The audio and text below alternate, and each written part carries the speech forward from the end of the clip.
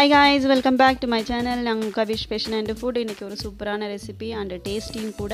இந்த ரெசிபி பாத்தீங்கன்னா ஈவினிங் டைம்ல செம்ம காம்பினேஷன் டீ காஃபிக்கு வந்து சூப்பர் காம்பினேஷன் அப்படினு எடுத்துக்கிட்டோம்னா நமக்கு வந்து அடிச்சிக்கவே முடியாதுன்னு பாத்தீங்கன்னா வடை ரெசிபி. வடை எல்லாருக்குமே செய்ய தெரியும். நீங்க என்ன புதுசா செய்ய போறீங்கன்னு பார்க்கறீங்களா? வடையில வந்து நம்ம கீரை வடை செய்ய போறோம்.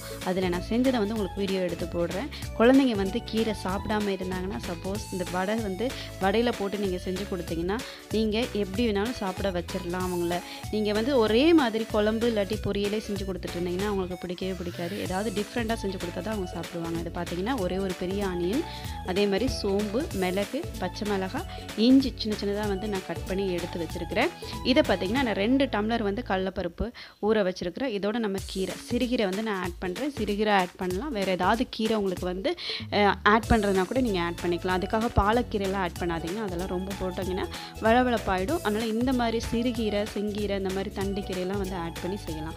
நான் மிக்ஸி ஜார்ல வந்து பருப்பை ட்ரான்ஸ்ஃபர் பண்ணிக்கிறேன். அதோட கூட நம்ம இஞ்சி, சோம்பு, மிளகு இதெல்லாம் ஆட் பண்ணி கொஞ்சம் சால்ட் வந்து நம்ம என்ன பண்ணிக்கலாம் மிக்ஸ் பண்ணிக்கலாம். பார்த்தீங்கன்னா நான் இஞ்சி, பெப்பர், சோம்புலாம் வந்து ஆட் பண்ணிட்டேன். இப்போ இந்த குட்டி ஸ்பூன் இருக்கு இல்லையா, இதில் வந்து நான் தேவையான அளவு உப்பு சேர்த்துக்கிட்டேன். 2.5 ஸ்பூன் வந்து நான் உப்பு சேர்த்துருக்கிறேன். சேர்த்து நல்லா நம்ம என்ன பண்ண போகிறோம்னா அரைச்சிக்க போகிறோம்.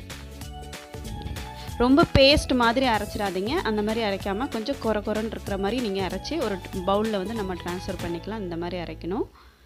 ஃபுல்லாக எல்லாத்தையும் வந்து மிக்சிலேருந்து இதுக்கு ட்ரான்ஸ்ஃபர் பண்ணிவிட்டு இதில் வந்து நம்ம ஆனியன், பச்சை மிளகாயும் வந்து நம்ம இதில் ஆட் பண்ண போகிறோம். இதில் தண்ணி ஏன் ஆட் பண்ணலன்னா ஆனியன்லேருந்து பொதுவாகவே வந்து தண்ணி இருக்கும்.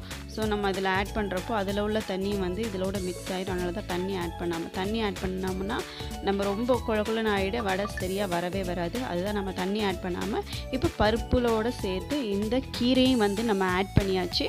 ஆட் பண்ணி நல்லா மிக்ஸ் பண்ணி விட்டுக்குங்க. இந்த மாதிரி நீங்கள் செஞ்சு கொடுத்தீங்கன்னா குழந்தைங்க விரும்பி சாப்பிடுவாங்க. இப்போ உள்ளங்கையில் வந்து கொஞ்சம் எண்ணெயை வந்து மிக்ஸ் பண்ணிக்கோங்க.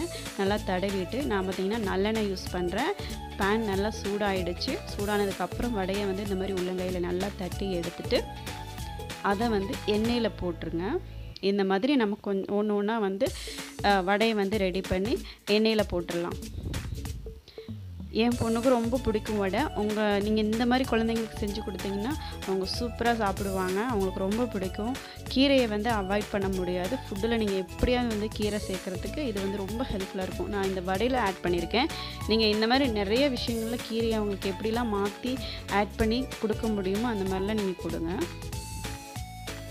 நான் இன்றைக்கி கருவேப்பிலை ஆட் பண்ணல. ஏன்னா கீரை ஆட் பண்ணுறதுனால கருவேப்பிலையை வந்து நான் சேர்த்துக்கல. கீரையை மட்டும் போட்டால் போதும் அப்படி சொல்லிட்டு எடுத்தாச்சு. இப்போ பார்த்தீங்கன்னா நல்லா வடை வந்து ஒரு சைடு நல்லா வெந்துருச்சு. அதை நம்ம அப்படியே திருப்பி விட்டுக்கலாம்.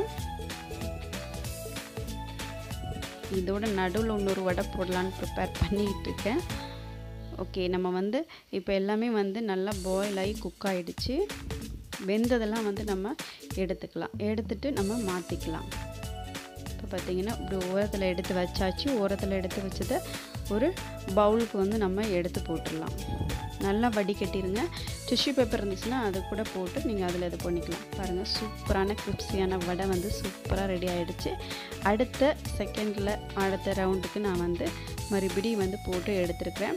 இது பார்த்திங்கன்னா நான் மார்னிங் ஒரு தடவை ஈவினிங் ஒரு தடவை யூஸ் பண்ணேன். மார்னிங் வந்து பண்ணுறப்போ வந்து கொஞ்சம் குறகுறன்னு இருந்துச்சு. அதில் கொஞ்சம் தண்ணி ரொம்ப இருந்த மாதிரி இருந்துச்சு. அதனால நான் மறுபடியும் வந்து துவரம் பருப்பு இருக்கு இல்லையா, அந்த துவரம் பருப்பு ஊற வச்சு மறுபடியும் ஒரு சுற்று விட்டுட்டு இந்த மாதிரி எடுத்தேன். இதுவும் சூப்பராக இருக்குது. உங்களுக்கு துவரம் பருப்பு ஆட் பண்ணாலுமே செம்மையாக இருக்குது வடை. இப்போ எல்லாமே நம்ம வந்து சுட்டு எடுத்தாச்சு. சூப்பரான கிரிப்ஸியான வடை ரெடி ஆகிடுச்சு. இந்த மாதிரி ரெசிபி நீங்கள் செஞ்சு ட்ரை பண்ணி பாருங்கள். உங்களுக்கு இந்த வீடியோ ரொம்ப பிடிச்சிருந்துச்சுன்னா ஷேர் பண்ணுங்கள், லைக் பண்ணுங்கள், கமெண்ட் பண்ணுங்கள். மறக்காமல் என்னோடய சேனலை சப்ஸ்கிரைப் பண்ணிவிடுங்க. பாய் பாய்.